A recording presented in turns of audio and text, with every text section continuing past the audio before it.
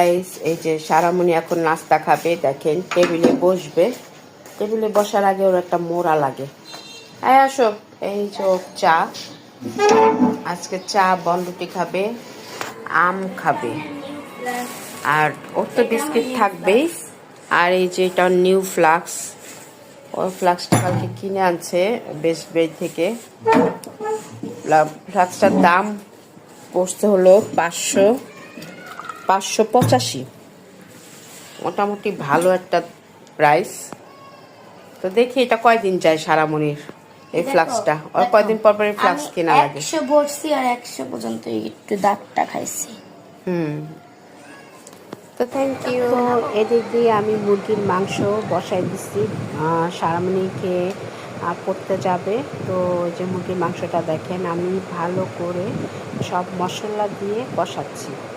তো এটা ভালো করে কষাতে হবে, শুধু পেঁয়াজটা দিই নেই, পেঁয়াজ বাদে এখানে আদা রসুন জিরার ফাঁকি গরম মশলা আর সব কিছু লবণ এবং সরিষার তেল দিয়ে মাংসটাকে ভালো করে কষাতে হবে। তো এদিক দিয়ে আমি পেঁয়াজটাকে আলাদা সরষের তেল দিয়ে বেরেস্তা করে নিছি, কারণ আমি মুরগির মাংসটা একটু অন্য স্টাইলে রান্না করব।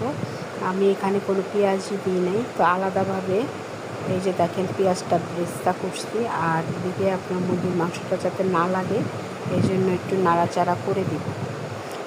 তো ওদিক দিয়ে আবার সারামণি নাস্তা করতেছে আর আমি মুরগির মাংসটা রান্না করতেছি।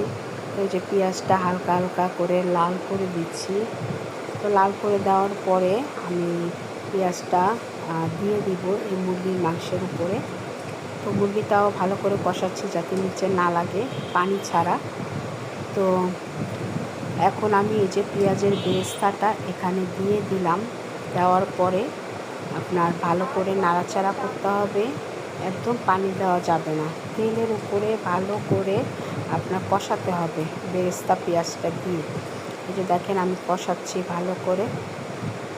তো এটা যতক্ষণ পর্যন্ত কষাবেন, কষায় তারপরে গরম পানি দিয়ে দিবেন। এই যে আমি গরম পানি করে আলাদা করে রেখেছি, এখন গরম পানি দিয়ে দিচ্ছি। এটা পরিমাণ মতো দিয়েছি, যদি আবার লাগে দিব, কিন্তু একবারে দেওয়া যাবে না।